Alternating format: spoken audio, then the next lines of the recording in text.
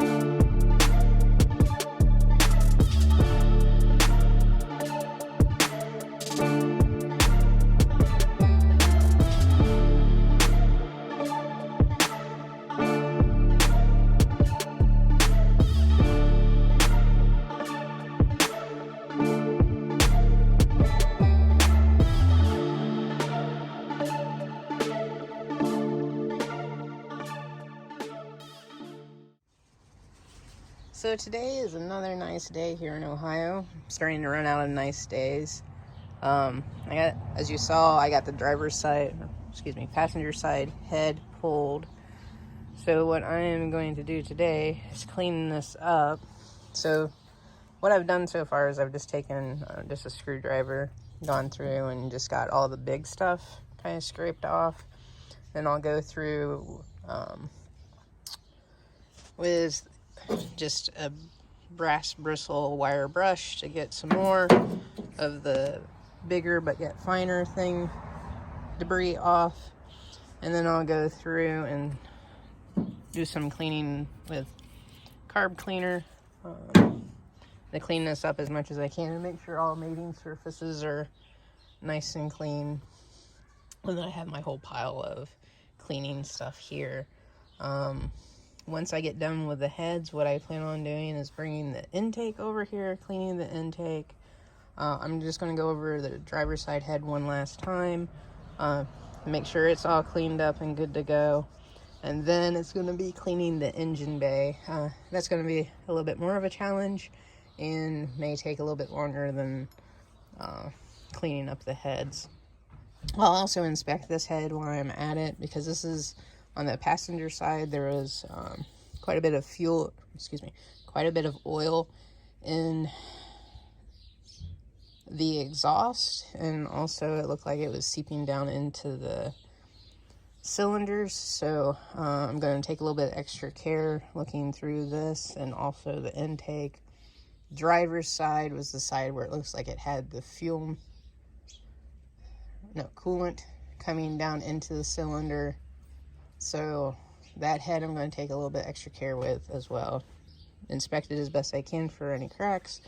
Like I said before, I'm not going to send these out to be planed or anything, because it seems like the leak is more toward the center, and it would have to be warped in this direction, and I don't think that is the problem. I think the gasket failed, be it intake or head gasket. The other one was leaking in the center as well on cylinder 4. So there again, I believe that the head is not warped, so I'm not going to worry too much with that. If it was leaking more on cylinder 1 and 3, then I would be a little bit more concerned, because then I can have some warpage in this direction that's going on. But once again, I'll kind of go through this, make sure everything looks okay, and then my goal today is to have these cleaned up, have the engine bay cleaned up, and then if I have enough time, and it never fails every time I record a video that I have a bunch of traffic and a bunch of crap going by, my goal today is to get the heads cleaned up, the intake cleaned up, the engine bay cleaned up, and if I have time, I want to get the 2 heads put back on, which should be pretty simple since everything would be cleaned up and it's just a matter of setting them down. I'm still debating the exhaust and what I'm going to do there, but if I can at least get the heads on and the intake back on, then I can better figure out what I'm going to do on the exhaust side of things. And plus, then the engine will be buttoned back up, and then, if it gets cold, then I don't have to worry about it too much, because then I can take it up to my dad's up north and have use the garage. I did get permission to use the shop from his wife, so if I can get everything buttoned back up, no leaks or anything like that, get distributor and stuff back in, then I could trailer it up there if need be. Alright, so I started cleaning up the block to head contact side. I'm trying to get this as clean as I can possibly get it, so then that way my gasket has a good sealing surface on it. You can see there's, after you get down to the metal, you can start seeing some stuff that needs to be scraped off yet. It's not going to be perfect by the time I'm done with it, but it'll be a lot better than what it was. As you can see, I am wearing some gloves just because I'm dealing with solvents. and I end up eating through these gloves because I don't have the appropriate ones, but at least it protects my hands a little bit, and eventually I'll just not be wearing them because they'll just deteriorate and be a pain in the butt, so then I'll just go to bare hands. But I got the other sides pretty well cleaned up. This is the one that's most important, this one, and the intake side, so I'll get a little bit more of this debris off of here. And then I'll call this clean. I'll change out my cardboard here and put my other head up here and clean it a little bit more. Make sure everything looks good. And I'll look through this pretty, with a fine-tooth comb to make sure I don't see any cracks or anything. And then I'll move on to the engine bay. Alright, so I've started to clean up the intake. It's not really too difficult to get it clean. Just a little bit of carb cleaner. And that's the top side that's actually kind of horrible. So there's so much crap down in the crevices of this that it's taking a little bit longer. I'm probably not going through a whole can of carb cleaner trying to get all of this cleaned out. I am trying to be careful of surfaces that, you shouldn't mar and that. Like I said, I have this corrugated cardboard down, so then that way it protects those surfaces. So I'll keep cleaning on this. The heads are clean, both of them, and then I'll move on to the engine bay, which I may have to go get more supplies to clean that with, so stay tuned. Alright, I'm gonna have to go get more supplies to clean this up because it is just not pretty. And I want nice clean surfaces to put adhere gaskets to and to set everything, so then that way I don't have to do this again anytime soon. So yeah, I'm gonna go and get that, and then I'll come back and start cleaning this up. Like I said, it's not pretty. So yep, that's my next step, is to clean this up. Mind you, this is like the worst part of doing this, is just cleaning up everything, like, 20 plus years of crud. So yeah, I guess I'll go get some more cleaning stuff, and then I'll be back and start cleaning this. Alright, since I was able to get my oil dipstick tube out of the block, I'm going to continue cleaning this. The surfaces are pretty good, but I just want to give it another good once over. And then I want to clean up in these areas here, all the sludge that's kind of built up. And then I also want to clean where I have this stuffed in back here, where the distributor goes. I'm going to clean out all the sludge there. And to do this, I'm using a good old plastic knife so then that way I don't mar any surfaces, and I can kind of, if I need to, I can heat it up and kind of bend it and make it like a little scoop. So just to mention, every time I come out here, usually this person on the mini bike is not around, so I figure it's a good time to do a video. And as soon as I hit record on this, they decide to go up and down the road. I don't know how this is happening. I don't know how the timing is on it, but that's what's going on. So that's what you hear in the background. But anyway, I'm going to sit here and desludge this, clean up the mating surfaces a little bit more, give it a good once over, and then clean up where the distributor goes. Alright, I got most of the crud out where the intake goes, where there was oil deposits and stuff, so all that crud's been kind of cleaned out. Like I said, I'm going to scrub these one last time, make sure they're good.